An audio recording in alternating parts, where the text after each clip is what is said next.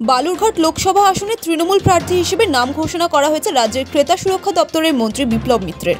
অন্যদিকে তৃণমূল প্রার্থী হিসেবে বিপ্লব মিত্রের নাম ঘোষণা হতে রবিবার বিকেলে বালুরঘাট শহরে 11 নম্বর এবং 8 নম্বর ওয়ার্ডে প্রার্থীর সমর্থনে দেওয়াল লিখন শুরু করে দিয়েছে দলীয় কর্মী সমর্থকেরা। আজ থেকে তৃণমূল প্রার্থীর নামে বালুরঘাট সহ গোটা জেলা জুড়ে দেওয়াল লিখনের মধ্যে দিয়ে প্রচার অভিযান শুরু করলো শাসক দল।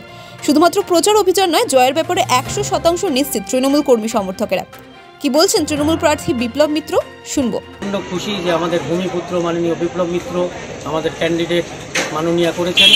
ধন্যবাদ জানাই মাননীয়াকে, মমতা ব্যানার্জিকে, অভিষেক ব্যানার্জিকে, যিনি আমাদের দক্ষিণ দিনাজপুরের ভূমিপুত্র, বহুদিনকার লড়াকু নেতা বিপ্লব মিত্র মহাশয়কে প্রার্থী করেছে। আমরা খুব খুশি, আনন্দিত।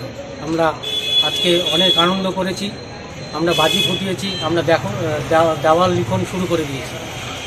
প্রতিপক্ষ ছিল তখন আমরা প্রতিপক্ষ মনে করি না, এই জন্যই সুকান্ত মজুমদার যখন দাঁড়িয়েছিলেন তখন একটা ডামাডোল অবস্থায় আমাদের দলের পরিস্থিতি ছিল, সেই জন্য সুকান্ত মজুমদার জিতেছিল। কিন্তু আমাদের বিপ্লব মিত্রের কাছে সুকান্ত মজুমদার প্রতিদ্বন্দ্বী না, আমরা মনে করি না প্রতিদ্বন্দ্বী।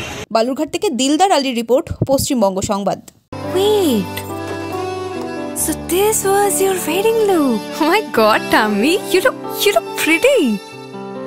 ঢাকা থেকে যখন আইছিলাম এ হগল আমার মা আমারে পরাইয়া দিছিল। It's so authentic, Tammy. I will go for this look.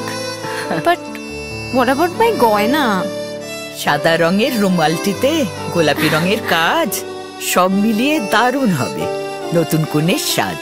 আমার গয়না আমার শ্রী ঢাকা জুয়েলার্স, আভিজাত্যের গয়না।